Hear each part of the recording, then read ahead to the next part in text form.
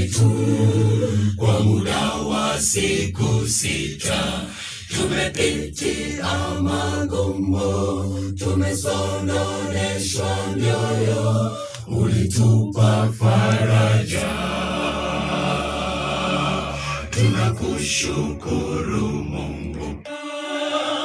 Leo twasherehekea sikukuu ya Sabato ambayo uliagiza kwa wana Israeli.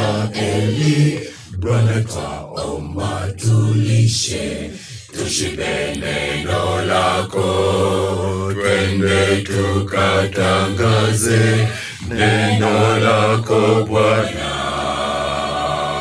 Nikwambia kitu dogo. Leo twashe Itoe basi takuwa itachanganya. Kea sikukuu ya Sabato ambayo uliagiza kwa wana Israeli. Bwana, twaomba tulishe, tushibe neno lako, twende tukatangaze neno lako Bwana.